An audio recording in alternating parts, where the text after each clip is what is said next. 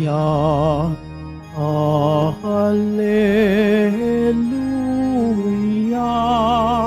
Hallelujah.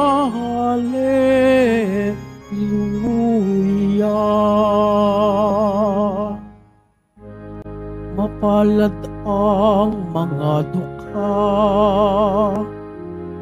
na tanging Diyos na lumikha, ang pag-asa at adhika. Hallelujah, Hallelujah, Hallelujah, Hallelujah.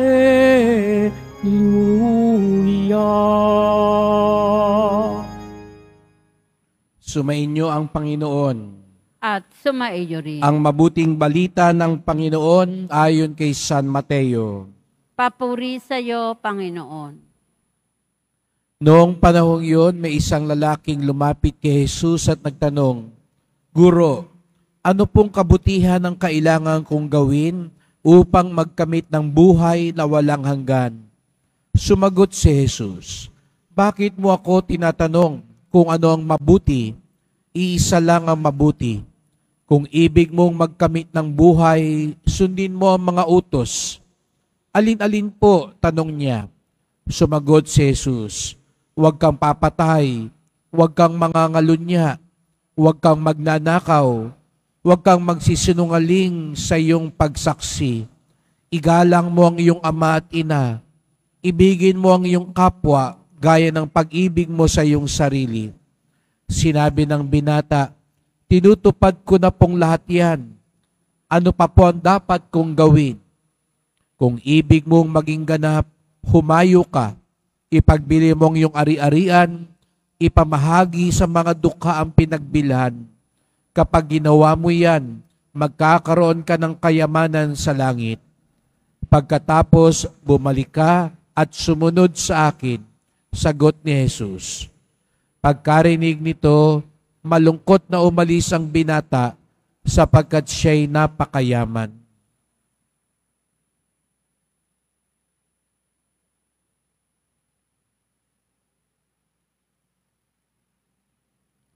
Mga kapatid, ang mabuting balita ng ating kaligtasan. Pinupuri ka namin, Panginoong Heso Kristo. Magsiupo muna. Magandang umaga po sa inyong lahat at maligayang pagdating sa tahanan ng ating mahal na pong Jesus Nazareno. Pinagdarasal din natin ang mga nasa online, lalo na po may sakit, nag-aalaga sa may sakit, at mga kababayan kadeboto natin mula sa iba't ibang panig ng bansa at daigdig na nais sumama sa misa dito sa Quiapo, sa Basilica Minor at Pambansang Dambana ni Jesus Nazareno. Kung kahapon sa Ebanghelyo, ang mga tao ay tumanggi kay Jesus bilang tinapay ng buhay, na kanilang mas pinili ang tinapay lang ng mundo sa halip na tinapay na nagbibigay ng buhay na walang hanggan. Sa Ebanghelyo ngayon, may isang binatang lumapit kay Jesus Nazareno at ang nais lamang niya ay matamo ang buhay na walang hanggan. Kanyang nais tugunan hindi lang ang kagutuman ng katawan, kung hindi ang kagutuman ng kaluluwa. Yun po yung unang biyayang ipagdasal natin. Sana hindi lang yung pangangailangan ng katawan. Opo, ipagdasal natin lahat yan. Yung may sakit, yung kailangan ng pera, hanap buhay. Ngunit, huwag din natin kalimutan ang mas malalim at mas mahalagang kagutuman, ang kagutuman ng kaluluwa, ang kagutuman para sa kaligtasan, ang kagutuman para sa Diyos. At nakakalungkot, maganda ang simula nung binata. Nais niya ang buhay na walang hanggan. Ngunit nung ipinamukha sa kanya ni Jesus sa Nazareno, kung nais mo ang kaligtasan, tunay kang kumapit sa Diyos. At kung kailangan bitawan ng iba, bitawan ng lahat, alang-alang sa Diyos, gawin mo ito. Hindi ito nagawa nung binatang mayaman, may kaya. Hindi lang ito para sa mga mayayaman, dahil kahit hindi ka mayaman, meron tayong ayaw bitawan para sa Diyos.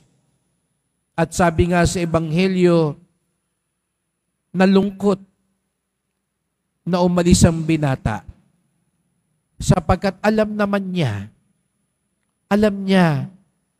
na si Jesus Nazareno ang tunay na kayamanan, ngunit hindi niya kayang bitawan ang iba para sa kanya. Kabaligtaran ito sa nangyari sa unang pagbasa kay Ezekiel. Si Ezekiel na propeta, marami siyang pinagdaan ng pagsubok. Namatay ang kanyang asawa, maraming kamalasan ang nangyari sa kanyang buhay. Ngunit kumapit siya sa Diyos. Ginawa siyang halimbawa ng Diyos upang lalong mapagtibay ang pananampalataya ng mga tao. At ito ang naging aral para sa unang pagbasa, na si Ezekiel ay gawing halimbawa para sa mga taga-Israel. Ngayong araw na ito, pinagdiriwang din natin ang kapistahan ng isa pang Ezekiel, si San Ezekiel Moreno. At kung si San Pedro Bautista ay malapit dito sa Quiapo sapagkat siya ay naging isang misyonero at siya ang nagtatag ng simbahan ng Quiapo, bagamat hindi siya Pilipino, siya ay isang santo na tumapak sa Pilipinas. Ganon din si San Ezekiel Moreno. Isa siyang paring Recoleto, katulad po ng mga pari sa San Sebastian. At 15 taon siya na naglingkod dito sa Pilipinas. Siya'y naordinahang pari dito sa Pilipinas. Siya'y naglingkod sa maraming bayan dito sa Pilipinas. Sa Mindoro, sa Palawan, sa Las Piñas, sa Cavite, at maging sa Santa Cruz. Kaya naniniwala ako, nakapunta sa Quiapo si San Ezekiel Moreno. Dahil siya ay naging kura ng Santa Cruz at siya'y naordinahan at madalas din sa Intramuros. Kaya imposibleng hindi siya mapadaan o makadalo man lang sa Quiapo dahil madalas siya sa Intramuros at sa Santa Cruz at nasa gitna lang ang Quiapo ng dalawang lugar na ito. At bukod kay San Lorenzo at kay San Pedro Calungsod, kung meron mang santo na marunong managalog, si San Ezekiel po iyon. Naalala ko po tuloy, may isang bata na nagtanong, Father, kung nagdadasal po tayo sa ibang santo, hindi naman sila marunong managalog, naintindihan kaya nila yung dasal natin? Naintindihan naman po.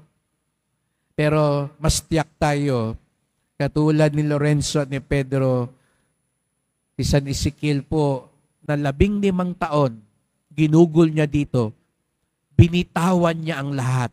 Kung yung binata sa Ebanghelyo, hindi niya kayang bitawan para sa Diyos ang mga bagay-bagay sa buhay, si San Ezekiel, binitawan niya ang lahat, iniwan niya ang lahat para kay Kristo. At matapos nga ng kanyang paglingkod dito, siya'y naging obispo. Nahirang siyang obispo sa Colombia. At dito ay naglingkod siya bagamat may gera sa lugar na iyon. Ngunit di kalaunan, natagpuan na siya may sakit, may cancer. Kaya kailangan niyang umuwi sa Espanya. Ngunit di kalaunay, binawian din siya ng buhay. Kaya nga si San Ezekiel din ay patron ng mga taong may cancer. Siya'y isang misyonero, lingkod ni Kristo na iniwan ng lahat. At katulad din ni Propeta Ezekiel, sa kanyang panahon ng pagsubok at karamdaman at kapighatian, mas lalo niyang ipinakita ang matibay na pag-ibig at pananalig sa Diyos. Ito po ang ating ipagdasal.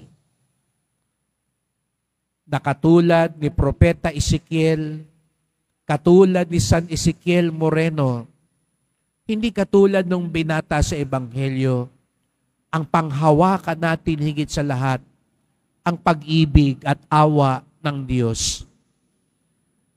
Sa pagdulog natin kay Jesus Nazareno na nakibahagi sa ating mga krus at pasanin sa buhay, lalo sanang mag-alab ang ating pananalig.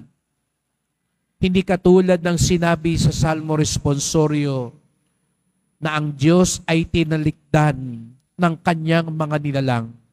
Sa halip, katulad ni San Ezekiel, hindi natin talikdan, bagkus lalong kapitan ang Diyos.